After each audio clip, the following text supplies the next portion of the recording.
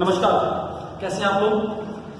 उपराष्ट्रपति हमारा जो अगला चैप्टर है, प्रेसिडेंट हम लोगों ने पिछली क्लासों में खत्म कर लिया है। और उपराष्ट्रपति भी प्रेसिडेंट जितना इंपॉर्टेंट तो नहीं है, लेकिन इक्वली इंपॉर्टेंट कहा जा सकता है अगर क्वेश्चंस के टर्म में देखा जाए तो। कभी कभी राज्यसभा और वाइस प्रेसिडेंट को मिला के ना क्वेश्चन निकल के आ जाते हैं, तो क्योंकि वाइस प्रेसिडेंट का बहुत रिलेशन होता है राज्यसभा के साथ, तो वाइस प्रेसिडेंट करते हैं हम लोग। वाइस प्रेसिडेंट का जो पद है ये हमारे संविधान में अमेरिका से लिया गया है। अमेरिका में वाइस प्रेसिडेंट का काम कुछ वैसा ही होता है जैसा लगभग कि भारत में होता है। क्वेश्चन पहला तो ये लिया जाता है कि उपराष्ट्रपति का पद भारतीय संविधान में कहाँ से लिया गया है? अमेरिका से। किस आर्टिकल में डिस्कशन है? आर्टिकल 63 में भारत में उपराष्ट्रपति होगा, इस टाइप से करके डिक्लेयर किया हुआ है। भारत के उपराष्ट्रपति के विषय में बताया गया है अनुच्छेद 63 में, 63 में। इसके अंतर्गत क्या बोला गया है कि भारत का एक राष्ट्रपति होगा और राष्ट्रपति का नाम, उपराष्ट्रपति का जो पद है वो डिस्क्लोज कर दिया गया। देखिए, जो उपराष्ट्रपति हमारे देश का होता है, एक मुख्य रूप से इसका क्या कार्य रहता है, यह हमारी जो राज्यसभा है, जो अपर हाउस है हमारी संसद का, हमारी संसद के अपर हाउस का पदेन बाय डिफेक्टो एक्स ऑफिशियो ना, कि जो भी उपराष्ट्रपति होगा वो ऑटोमेटिकली राज्यसभा का सभापति होगा, वो राज्यसभा का सभापति होगा। ठीक है, जो काम लोकसभा में स्पीकर करता है वही काम राज्यसभा में सभापति करता है। तो दो चीज होने वाली, राज्यसभा में उपराष्ट्रपति सभापति के रूप में कार्य करता है। ठीक है, और जो भी उपराष्ट्रपति के पद पे होगा वो राज्यसभा का सभापति होगा। ठीक है, कोई व्यक्ति नहीं होता है, पद होता है, पदेन होता है इसीलिए ना। ठीक है, ये क्वेश्चन बहुत इंपॉर्टेंट है, जनरल नॉर्मल पेपर में लेके और कभी कभी इजी क्वेश्चन में कंसीडर होता है। ये बहुत कठिन क्वेश्चन नहीं है, लेकिन कभी कभी हम लोग इसे गलत कर देते हैं। ठीक है, आर्टिकल 64 क्या कहता है? आर्टिकल 64 कहता है कि जिस समय कोई व्यक्ति वाइस प्रेसिडेंट की पोस्ट पे है उस समय वह कोई और प्रॉफिट का पोस्ट एक्सेप्ट नहीं करेगा। मतलब पद पे रहते हुए कोई दूसरा ऑफिस ऑफ प्रॉफिट को एंजॉय नहीं कर सकते। ठीक है, वाइस प्रेसिडेंट की पोस्ट पे रहते हुए कोई व्यक्ति कोई दूसरा ऑफिस ऑफ प्रॉफिट, लाभ के पद पे बने नहीं रह सकते हैं, उन्हें वो पद छोड़ना पड़ेगा उपराष्ट्रपति बनते समय। ठीक है, ये क्लियर हो गया। सबसे बड़ी बात आती है योग्यता, कौन एलिजिबल है राष्ट्रपति बनने के लिए। ठीक है, इसका डिस्कशन किसमें किया हुआ है? 66 में। आर्टिकल 66 हमारे वाइस प्रेसिडेंट को बनने की एलिजिबिलिटी को लेकर है, कौन वाइस प्रेसिडेंट बन सकता है। तो सबसे पहली बात, इंडिया का सिटीजन होना चाहिए, इंडियन सिटीजन होना चाहिए। दूसरा, 35 वर्ष की आयु पूरी कर ली हो, 35 ईयर्स की एज अटेन कर ली हो। आपको पता है ना, राज्यसभा में भी 35 वर्ष की आयु जरूरी होती है। तो भारत के नागरिक के साथ साथ राज्यसभा मेंबर बनने की जो क्वालिटीज होनी चाहिए वो सब एक व्यक्ति होनी चाहिए अगर उसे उपराष्ट्रपति बनना है तो, या उपराष्ट्रपति का चुनाव फाइट करना है तो। क्लियर हो गया? भारत का नागरिक 35 वर्ष की अवस्था कम से कम और राज्यसभा के मेंबरशिप प्राप्त करने की जो भी एलिजिबिलिटी है उसको वो पूरा करते हो। कोई जिस समय चुनाव लड़ने जा रहे हैं उस समय कोई भी लाभ का पद उन्होंने नहीं लिया हो। और मैंने पिछली क्लास में बताया था कि मंत्री का, गवर्नर का, है ना, इस टाइप का पद, लाभ का पद नहीं कहलाता है। ठीक है, उस पद पे रह के भी चुनाव ले जा सकते हैं, लाभ का पद नहीं कहलाएगा। चलिए फटाफट, ज्यादा कुछ है इसमें। नामांकन की प्रक्रिया क्या है इसमें? देखिए, वाइस प्रेसिडेंट बनने के लिए अगर नामांकन दाखिल करने के लिए आपके नाम के कम से कम 20 लोग प्रस्तावक हो, मतलब 20 लोग मूव करेंगे, हाँ जी इनका नॉमिनेशन करवाना चाहिए, है ना। 20 लोग आपके साथ हों और आपके प्रस्ताव को 20 लोग अनुमोदन कर दें, उसको एक्सेप्ट कर लें। तो 20 प्रस्तावक और 20 अनुमोदन। राष्ट्रपति में 50-50 थे। ठीक है, डिपॉजिट रूप में जमानत राशि 15,000, राष्ट्रपति में भी 15,000 रुपये। क्लियर हो गया? कट शॉट, क्लियर कट, कुछ भी नहीं है। 20 प्रस्तावक, 20 अनुमोदन नामांकन प्रक्रिया के लिए, नॉमिनेशन के टाइम पे जमानत राशि 15,000। अब इसका निर्वाचक मंडल, इसको इलेक्ट कौन करता है? वाइस प्रेसिडेंट का चुनाव की सेम आनुपातिक प्रतिनिधित्व पद्धति के अनुसार होता है। ठीक है, और सिंगल संक्रमणीय प्रणाली, सिंगल ट्रांसफरेबल वोटिंग सिस्टम जो है, जिसके अंतर्गत प्रेफरेंशियल वोटिंग होती है, वरीयता के अनुसार वोटिंग होती है, इसमें इसी प्रकार से होती है। और राष्ट्रपति उपराष्ट्रपति देखा जाए तो एक ही टाइप के चुनाव लड़ते हैं, उनके चुनाव की प्रक्रिया एक ही जैसी होती है। दोनों अप्रत्यक्ष होते हैं, ये चुनाव भी अप्रत्यक्ष रूप से ही लड़ा जाता है। अब इसमें हिस्सा कौन कौन लेता है? बहुत सिंपल इसमें हमारे दोनों संसद के जो हिस्से हैं, लोकसभा और राज्यसभा, उसके सदस्य लेते हैं, बस इसमें अंतर क्या है कि इसमें विधानसभा जो राष्ट्रपति चुनाव में विधानसभाओं के जो सदस्य हिस्सा लेते थे, इसमें ऐसा नहीं है। इसमें सिर्फ संसद के सदस्य हिस्सा लेते हैं, लोकसभा के और राज्यसभा के। और एक और खास बात क्या, सभी सदस्य हिस्सा लेते हैं, मतलब जो चुन के आए हैं या जो मनोनीत होकर आए हैं वो भी। राष्ट्रपति के चुनाव में नॉमिनेटेड आदमी भाग नहीं लेते थे, जबकि उपराष्ट्रपति के चुनाव में सभी लोग, चाहे वो मनोनीत किए हों चाहे वो चुने हुए हों, उपराष्ट्रपति के चुनाव में हिस्सा लेते हैं। क्लियर तक समझ आ गया? तो संसद के सभी सदस्य, आर्टिकल 66, ठीक है, क्लियर हो गया? सभी सदस्य इसको वोटिंग के द्वारा चुनाव प्रक्रिया को पूर्ण करते हैं उपराष्ट्रपति की। अब ये आपका कंप्लीट हो गया। ये मैंने बता दिया किस प्रकार हो गया कार्यकाल। आर्टिकल 67 में इनके कार्यकाल का जिक्र किया गया है। उपराष्ट्रपति का कार्यकाल 5 वर्ष का, ठीक है।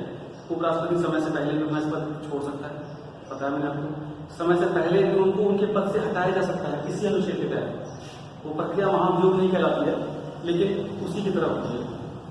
इसके अंतर्गत उन्हें कब पद से हटाया जा सकता है? जब वही संविधान का अतिक्रमण करते हुए या उपराष्ट्रपति के पद की गरिमा को मेंटेन न करें, तो इसके ये कैसे हटाई जाएगी? अगर राज्यसभा में ऐसा कोई प्रस्ताव आता है जो कि इनके हटाने के लिए हो, और वह राज्यसभा के बहुमत के द्वारा पास कर दी जाए, मतलब जितनी सीटें हैं, जितने लोग हैं, उस समय राज्यसभा की जितनी स्ट्रेंथ है, सिर्फ उसके बहुमत से अगर पास कर दिया जाए, मतलब सिंपल मेजोरिटी से, अगर 250 लोग हैं, अगर 240 लोग हैं, तो 121 लोग अगर पास कर देते हैं तो वो राज्यसभा से पास माना जाएगा, और फिर लोकसभा जाएगा, और लोकसभा की भी समस्त सदस्यों की जिनका जो बहुमत है, मतलब 50% + 1, अगर उतना वोट मिल जाता है तो आपको पास माने जाएंगे, ठीक है। और ये प्रस्ताव पास माना जाएगा और उपराष्ट्रपति को पद से उसी दिन से त्यागपत्र देना पड़ेगा। समझ गया आपको? सिंपल प्रक्रिया है, राज्यसभा से ही इनिशिएट होगी, ये ध्यान रखना। इनके हटाने की प्रक्रिया राज्यसभा से ही इनिशिएट होती है और सिंपल मेजोरिटी के द्वारा इनको हटाया जा सकता है। अच्छा, इनको पद से हटा दिया गया तो इसके बाद तुरंत चुनाव होते हैं। इसमें कार्यवाहक उपराष्ट्रपति का कोई पद नहीं है, जैसे राष्ट्रपति में होता था ना, इसमें ऐसा नहीं है। उपराष्ट्रपति के लिए पद के लिए कार्यवाहक राष्ट्रपति का कोई अर्थ नहीं है, कोई पद नहीं है। क्लियर हो गया? हटाने की प्रक्रिया मैंने बता दिया आपको। अब इनकी शक्तियों की बात करें, बहुत लिमिटेड शक्तियां हैं, काम सैलरी भी सैलरी पढ़ सकते हैं। इनकी सैलरी है 1.25 लाख रुपए, 1,25,000 रुपए। अब वो सैलरी किस पद के लिए मिलती है? क्योंकि ये राज्यसभा के सभापति के रूप में कार्य करते हैं, तो ये ध्यान रखिएगा। इनको उपराष्ट्रपति की सैलरी नहीं मिलती है, इनको राज्यसभा के सभापति होने की सैलरी मिलती है। जो ये 1,25,000 रुपए कमाते हैं, तो इनकी अलाउंसेज है, ये इनको राज्यसभा का सभापति चेयरमैन होने के कारण मिलता है। उपराष्ट्रपति की अपनी कोई सैलरी नहीं है, और इनकी सैलरी भी भारत की संचित निधि से, कहां से? संचित निधि से, जिससे राष्ट्रपति होती है, consolidated fund of India CFI के द्वारा ही व्यय की जाती है। ठीक हो गया? अब राष्ट्रपति की कुछ शक्तियां देख लेते हैं। राष्ट्रपति की शक्तियां, उपाय हैं। उपराष्ट्रपति की शक्तियां, उपराष्ट्रपति पहला कार्य राज्यसभा का सभापति होता है, राज्यसभा की पूरी कार्रवाई निर्धारित करता है, किससे क्या, किसको क्या प्रश्न पूछने हैं, पूरी मतलब की कार्यप्रणाली उन्हीं के अनुसार चलती है। उसके पश्चात राज्यसभा में किसी भी मुद्दे पे, निर्णायक मुद्दे पे वोटिंग करवाते हैं, और अगर किसी मुद्दे पे टाई होता है तो उस समय अपना मत भी दे सकते हैं। ठीक है, राज्यसभा में अगर किसी विधेयक पे टाई होता है, मतलब मतदान में बराबरी आती है, तो ये अपना निर्णायक मत दे सकते हैं। उसके पश्चात ये राज्यसभा में जो भी प्रस्ताव पारित होते हैं उस पर हस्ताक्षर इनके द्वारा किए जाते हैं। पहला कार्य हो गया राज्यसभा की सारी कार्रवाइयों का।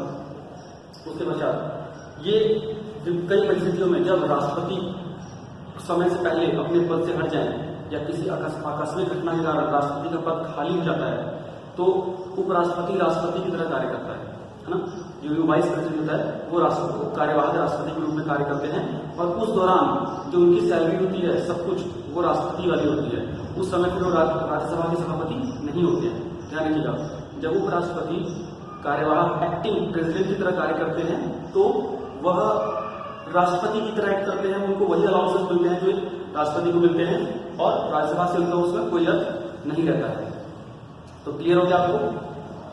विशेष परिस्थितियों में नाम बता दिया, अनुच्छेद 65 के अंतर्गत यह राष्ट्रपति का कार्यभार भी संभालते हैं। राष्ट्रपति को मैंने बता दिया किस प्रकार से हटाया जा सकता है, राष्ट्रपति की राज्यसभा में क्या भूमिका है। राष्ट्रपति एक प्रकार से उपराष्ट्रपति की मैं डिस्कशन कर रहा हूँ, थोड़ा कंफ्यूज मैं ये बार बार रहा हूँ।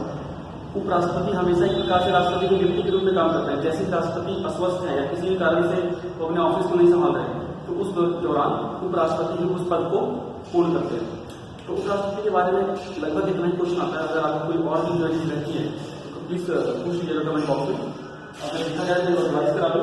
आर्टिकल 63 राष्ट्रपति के पद के बारे में, राज्यसभा के पद सभापति होते हैं, कोई ऑफिस ऑफ ऑफिस नहीं होना चाहिए, एक व्यक्ति एक पद होना चाहिए। योग्यताएं अनुच्छेद 66 में है, भारत नागरिक, 35 वर्ष की आयु, राज्यसभा का सदस्य बनने की योग्यता होनी चाहिए। नामांकन प्रक्रिया की कैसी है, कम से कम 20 लोग इनके नाम पर प्रस्ताव करें जो राष्ट्रपति बनना चाहता है, 20 लोग उसको अनुमोदित करें, पास करें। चुनाव लड़ने की जमानत हासिल कितनी है, 15,000 की। निर्वाचित मंडल कौन है, मतलब कौन कौन इनको चुनता है, लोकसभा और राज्यसभा के सभी सदस्य, संसद के दोनों सदनों के सभी सदस्य, ठीक है। इसे मनोनीत भी हैं और चयनित भी हैं। क्लियर हो गया? उसकी चुनाव प्रणाली के द्वारा उसे चुना जाता है जिस प्रणाली के द्वारा राष्ट्रपति को चुना जाता है। कार्यकाल इनका भी 5 वर्ष का है। अनुच्छेद 67 के अनुसार इनको भी समय से पहले हटाया जा सकता है। अगर राज्यसभा से प्रस्ताव पारित हो जाए तो यह प्रस्ताव पास करवा के लोकसभा में जाता है, और लोकसभा में अगर प्रस्ताव पास जाए तो उपराष्ट्रपति को उसी दिन पद से इस्तीफा देना पड़ सकता है। प्रस्ताव पास करने के लिए सिर्फ सिंपल मेजोरिटी चाहिए होती है, बड़ी ग्रैंड मेजोरिटी नहीं होती, ठीक है, विशेष बहुमत नहीं होता है। सिंपल मेजोरिटी के द्वारा, सिंपल मेजोरिटी मतलब पूरे सदन का की सिंपल मेजोरिटी, पूरे सदन की जो संख्या है उसका बहुमत, ठीक है। क्लियर हो गया?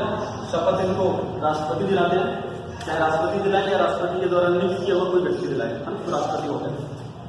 हटाने की प्रक्रिया मैंने आपको बता दी, संसद की रह जाती है। उपराष्ट्रपति की शक्तियां मैंने बता दी, राज्यसभा के सभापति के रूप में कार्य करते हैं, सभी विधेयकों पे हस्ताक्षर करते हैं जो वहां से पास होते हैं, और उसकी पूरी कार्रवाई को देखते हैं, और उसके पश्चात जो भी हमारे वोटिंग अगर होती है वहां पे तो निर्णायक मत देने का इनको अधिकार बनता है। उसके पश्चात अनुच्छेद 65 के अंतर्गत विशेष परिस्थितियों में राष्ट्रपति का भी कार्यभार संभालते हैं। अगर राष्ट्रपति समय से पहले राष्ट्रपति का पद खाली हो जाए किसी भी कारण से तो उपराष्ट्रपति कार्यवाहक राष्ट्रपति के रूप में कार्य करते हैं, और उस दौरान वो राष्ट्रपति के वेतन भत्तों को एंजॉय करते हैं। नॉर्मल कंडीशन में ये राज्यसभा के सभापति का वेतन भत्ता प्राप्त करते हैं। 1997 से इनको पेंशन का भी अधिकार मिल गया है, मतलब 1997 से वाइस प्रेसिडेंट के पेंशन भी अलाउ हो गई है। अब तक 12 उपराष्ट्रपति चुने जा सके हैं। हामिद अंसारी जी 12वें हमारे उपराष्ट्रपति हैं, और अभी चुनाव होगा तो उसमें हमें 13वें उपराष्ट्रपति मिलेंगे। अमेरिका से लिया गया है ये पद, और आई थिंक इतना डन होता है। तो फटाफट अगली वीडियो में हम पार्लियामेंट के साथ मिलते हैं। Thank you so much.